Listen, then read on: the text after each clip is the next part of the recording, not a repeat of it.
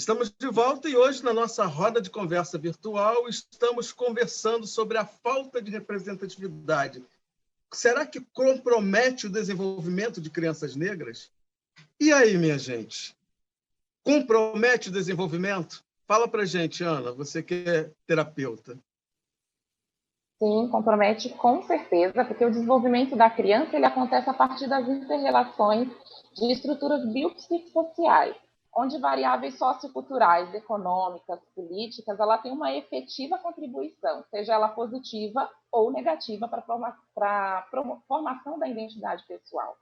Então, quando uma criança ela não se vê representada dentro dos contextos onde ela circula, sejam quaisquer contextos de educação, saúde, cultura, lazer, esporte, ela não tem um reflexo de si e essa formação de identidade fica comprometida. Ela começa a se espelhar em outros que não tem nada a ver com a sua aparência, com a sua cultura, né? E aí ela começa a projetar esse outro na sua vida.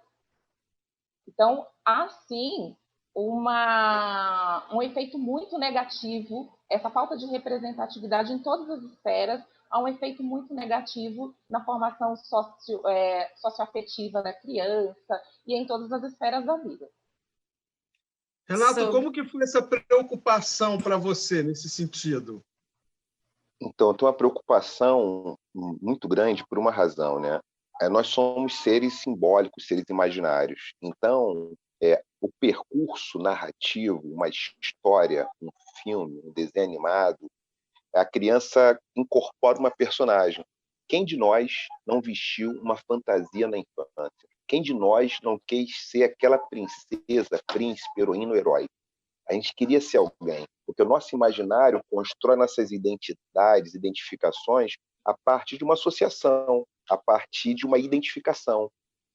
Nesse sentido, o problema central é ter um imaginário que ele é ocupado pelo privilégio branco, pela branquitude. Isso faz com que a criança não consiga fazer um espelhamento de si.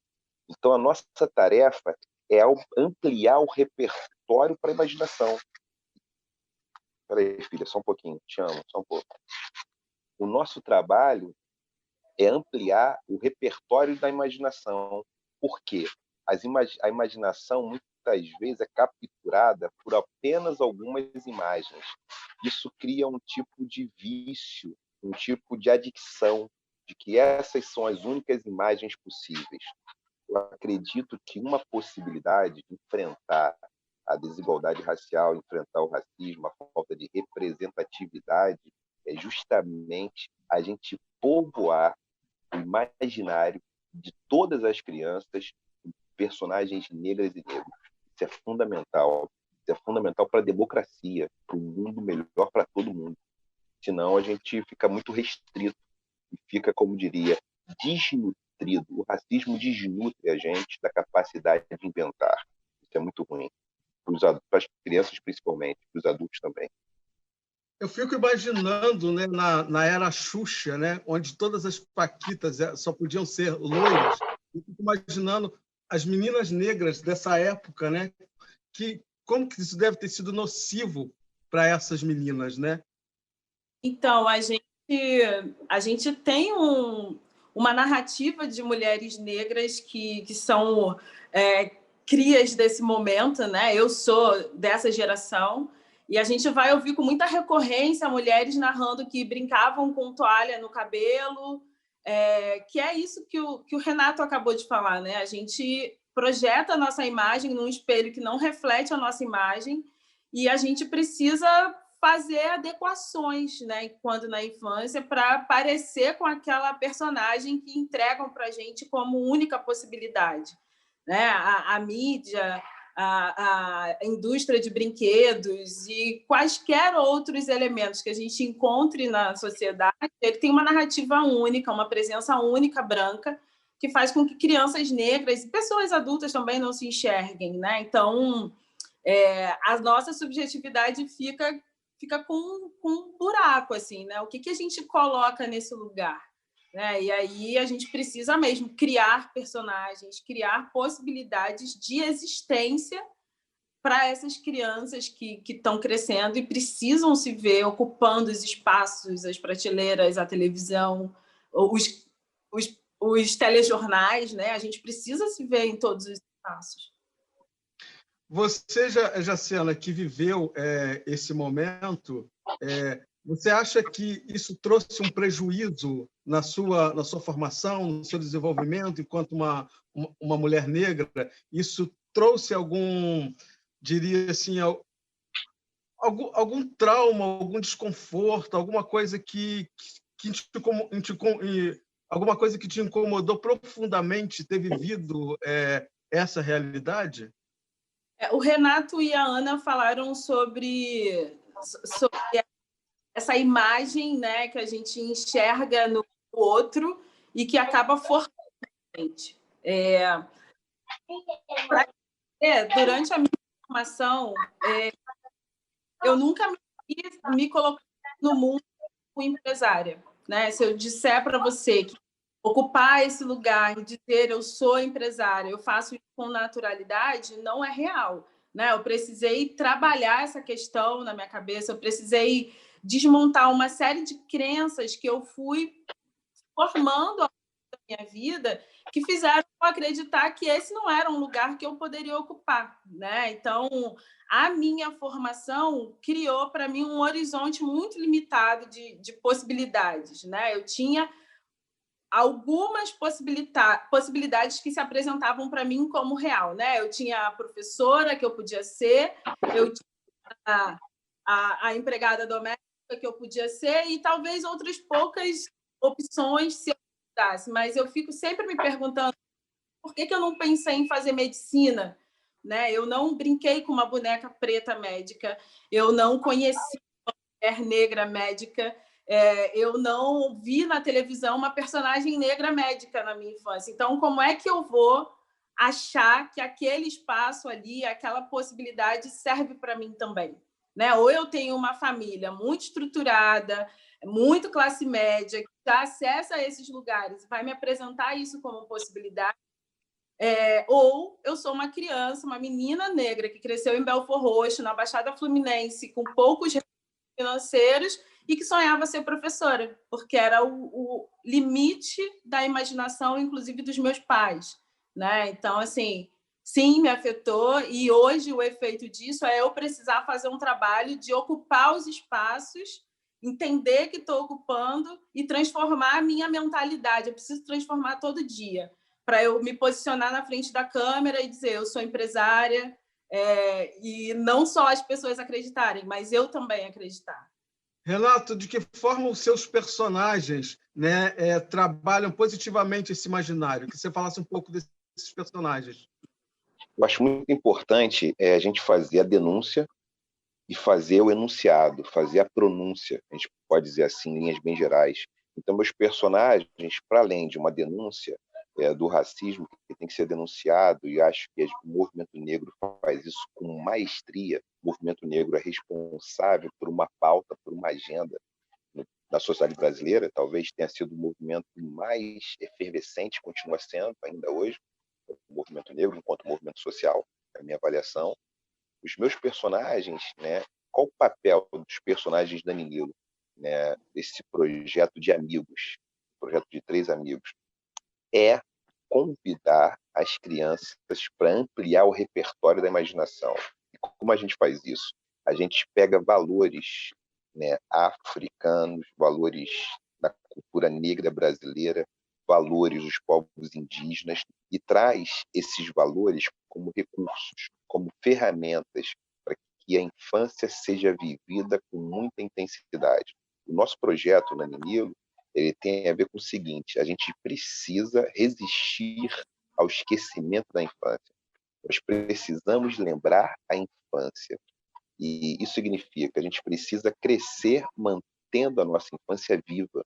E para isso ser feito, existem valores culturais africanos, negro-brasileiros, negros no Brasil e indígenas que ajudam a fazer isso. Então, é aprender a crescer, aprender a brincar. Por exemplo, nos livros, quando as crianças viajam para o Kemet, Antigo Egito, elas descobrem que uma forma de brincar bem interessante é dividir no brinquedo. Ao invés do brinquedo ser apenas meu, quando eu brinco com outra criança, essa é uma prática africana do norte da África muito antiga, pelo menos no Kemet, entre os Cuxes, naquela região que era Núbia, o que se fazia? As crianças dividiam o brinquedo. Isso é uma prática. Por exemplo, no Egito, as meninas tinham bonecas, mas os meninos também aprendiam a brincar com boneca porque eles se tornariam pais. E se um homem se torna pai, ele também tem que ter capacidade de ter afeto no corpo infantil. Então, a nossa intenção é justamente isso, fazer com que isso circule, com que isso se aprenda, com que isso possa ser feito. Crescer, mantendo a infância. Ana, você, enquanto uma especialista para poder trabalhar a cabeça dessas crianças, queria que você fizesse um fechamento de tudo que foi dito aqui, de que como o trabalho que você desenvolve pode preencher essa lacuna, pode mudar essa realidade. Eu queria trazer um pouquinho, resgatar um pouquinho, para fazer esse fechamento, um pouco do depoimento que a Jaciana trouxe, que eu acho que é um depoimento que é transversal a todas as meninas negras, né? Principalmente meninas negras que viveram nessa era Xuxa, né? Loira, e que não se identificavam com isso. E aí, salientar um pouquinho que o desenvolvimento infantil, ele acontece também por imitação, né? E quando a Jaciana fala assim, eu não me via como empresária, né? É porque não tinha esse... no meio dela e no meio da maioria das crianças negras, assim como eu também não tive, a gente não tinha essa referência, né?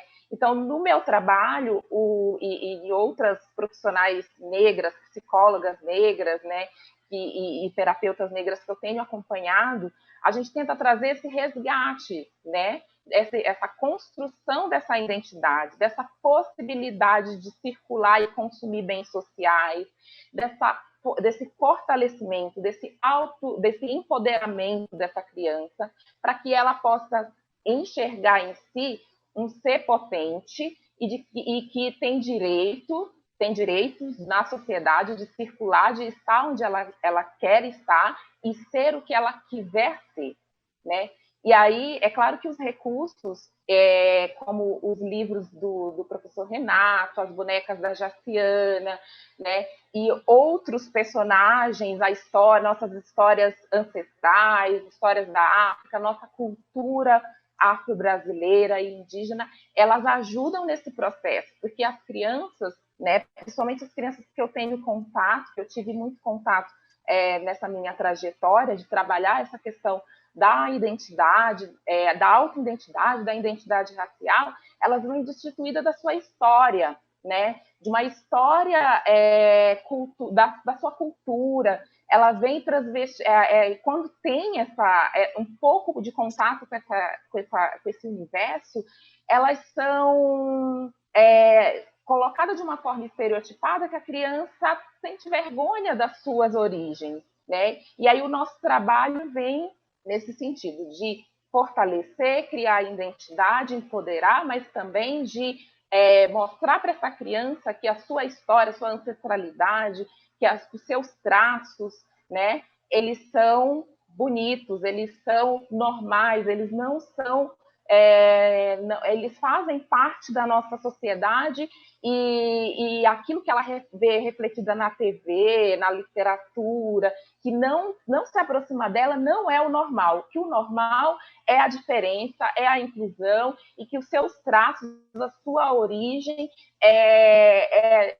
faz parte de uma normalidade que ela pode, sim, circular em todos os espaços, ser o que ela quiser ser, pode ser um médico, pode ser um professor, pode ser o que ela quiser ser e o que a imaginação dela permitir.